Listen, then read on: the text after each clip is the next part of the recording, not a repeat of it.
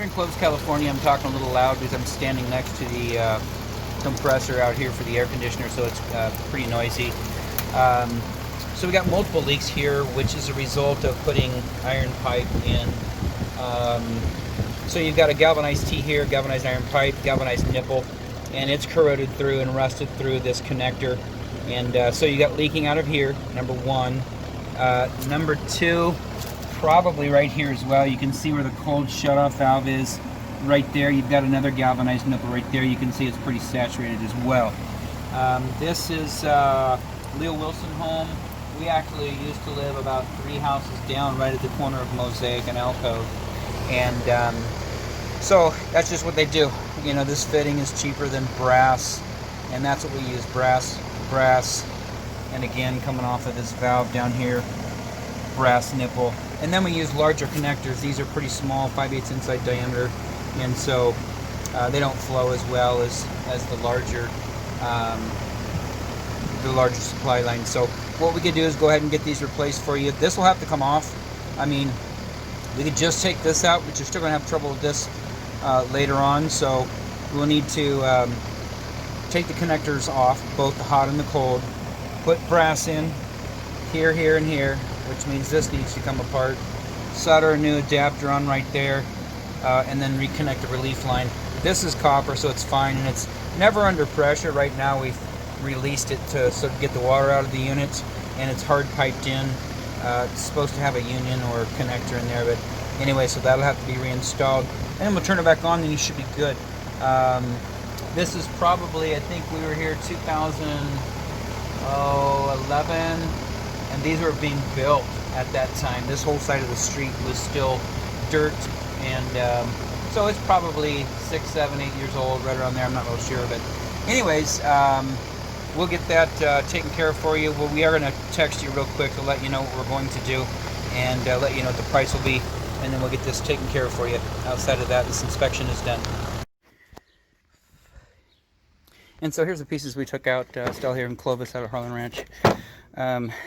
This is not a big deal, it's a relief line, but it was hard piped in, so no way to disconnect it and replace the T. The T itself, maybe we can get a good picture, maybe right there. You can see the corrosion built up through the center and all the chunks. That's just, it's rusting out. So there's a zinc lining inside the galvanized pipe, and it just begins to attract all the debris, and then it finally breaks down and lets go. So that's what's going into your water heater. Additionally, you can see these are the pipe fittings, the little nipples. I'm trying to get you a good picture through the center. It's hard to do. Right through there you can see quite a bit of corrosion. See that? It's not wanting to focus. There it is. So all that. So that's what begins to corrode, not just on the inside, but it also begins to affect the joints where it's screwed together. You can see all the rust out here in the middle. So when it's connected to a supply line, it starts to corrode that as well. And so that's not good. And then this one, you can see the corrosion that's built up on it, right in there on the gaskets and inside. So we did add a couple extra parts. We were gonna, just replace these because they fit, but they're corroded and they could leak if we put them back in. We don't want to have any leaks. Once we're done, we want to be able just to comfortably sit at home and know that you're in good shape. Let me grab another supply line for you so I can show you. I'll take a video of inside, but just to compare these two side by side, we use expensive lines. These are stainless steel, same as these. So you can see these are Falcon stainless steel connectors, and these guys run $10 to $15 a piece, just depending on how long you are, but that's what we use. But you can see, sitting side by side, the difference between these two lines. This is huge. This line right here just completely dwarfs the other lines. A full 3/4 inside diameter. This one's probably maybe 5/8, and so not a big deal. But this is, this is how you're getting your hot water into the home: cold water supply and hot water feed. So it's a tiny line, then it's corroded, and so we just replaced them. So that's what we've got. Showed you those pieces in here. We just reassembled your existing parts. You've got a relief valve in here, which is not correct. It's a temperature and pressure, and this does not hold temperature, just pressure only, because it's a tankless water heater. But that's your valve right there.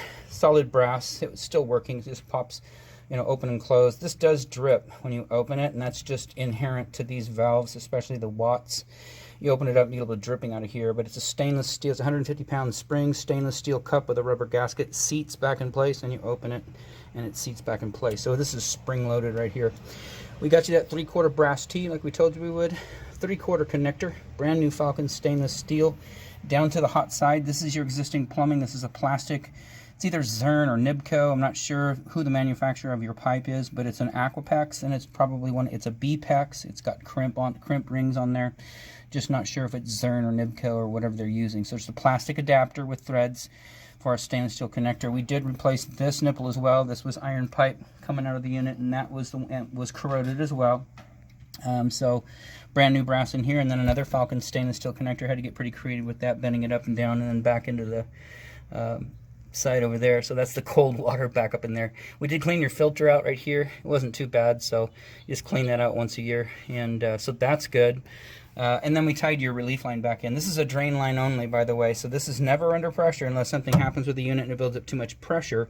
It will relieve it through here, but typically there's no water in this line. But we'd still use brass from the brass connector, stainless steel down to copper. We just solder an adapter on there to tie it back in. So it's configured a little bit differently, you know, kind of like a little nest in there. We like to plumb these. When we install these, we plumb from the bottom up. We drill these holes exactly in line with the cold, in line with the hot, in line with the gas. Everything pipes straight in, and then we just tie it straight in with copper. But because you had these connectors in there, that's what you've got now. So anyways, that's your valve as well. It's brass. There's nothing wrong with it. We did clean it out and get the debris out of it from the rusting nipple that was in there. Flushed it out and got you tied back in. So we fired it up. Everything is working correctly. It's plugged back in. Gas is on.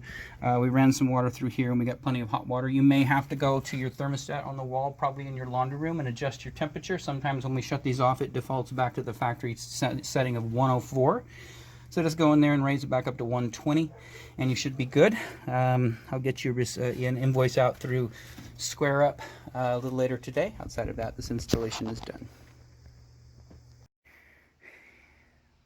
One last part. So I was documenting this earlier, and this piece rolled down into the truck, but just to give you an idea of what happens inside of those lines. So there's both nipples side by side, and like I say, the sun's kind of shining. See if I can find a spot. That gives you a pretty good idea of what's happening. And so this is that's what your water's trying to get through. You can see that's not a circle anymore. You know, it's a round pipe, but see if I can get you better. Yeah, so that's completely corroded through, as well as the middle rusting through. So from the inside out and the outside in. So that's one, and then that's the other one that I showed you. But you can see there's not a lot of room for water to get through. And so we use brass. You know, you can see that almost focusing there. We use brass. That's horrible. That's what you're doing your laundry in, washing your dishes in, taking showers in. So anyways, I'll just tack it on the video. There's like 3 videos. We'll put them all together, and that'll be part of your receipt. Outside of that, this installation is done.